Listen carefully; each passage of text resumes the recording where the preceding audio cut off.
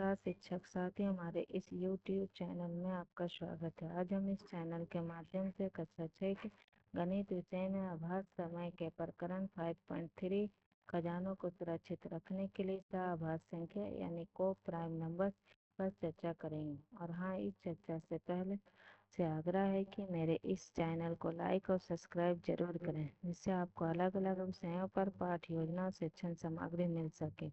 आइए अब हम इसके प्रकरण 5.3 पर चर्चा करते हैं।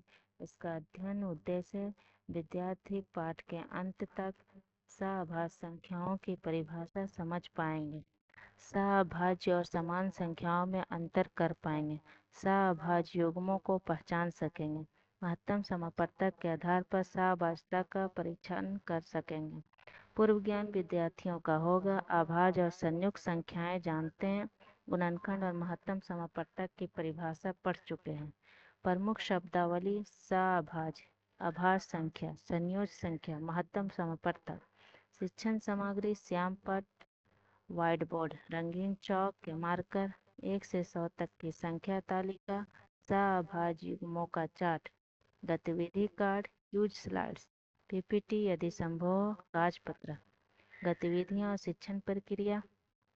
छात्रों से पूछें, क्या वे अभाज्य संख्या और एचसीएफ जानते हैं? एक सवाल, क्या 8 और 9 आपस में कोई साझा गुणनखंड रखते हैं?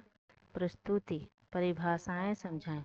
दो संख्याएं सह-आभाज्य होती यदि उनका एचसीएफ 1 हो। महत्वपूर्ण बात, दो संख्या स्वयं अभाज्य भी ना भी हो तो वे भी सह-आभाज्य हो सकती हैं। जैसे 8 और 15 दोनों संयोज्य हैं, फिर भी सह-आभाज्य हैं क्योंकि एचसीएफ 1 है। उदाहरण द्वारा समझाएंगे। युग्म 4 9, एचसीएफ 1 सह-आभाज्य है। युग्म 5 10, एचसीएफ 5 सह-आभाज्य नहीं है। युग्म 15 37, एचसीएफ 1 सह-आभाज्य है।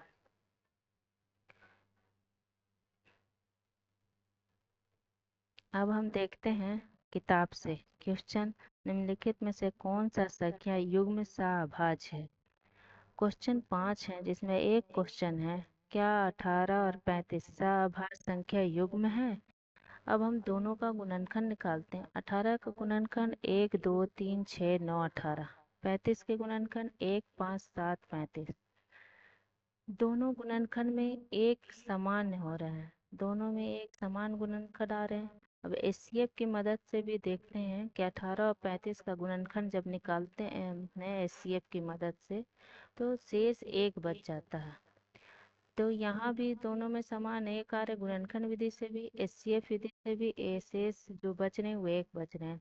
तो इसका मतलब है कि जिसमें शेष 1 बच जाता है वो सह-आभाज्य संख्या हो जाती है।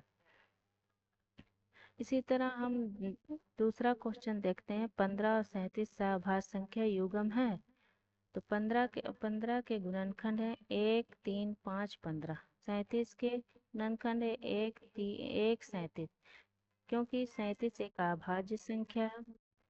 15 और 37 का जब एचसीएफ की मदद से गुणनखंड निकालते हैं तो यहाँ भी शेष 1 बच रहा है। इसका मतलब है यह सह-आभाज्य संख्या है, दोनों में केवल एक समान गुणनखंड है।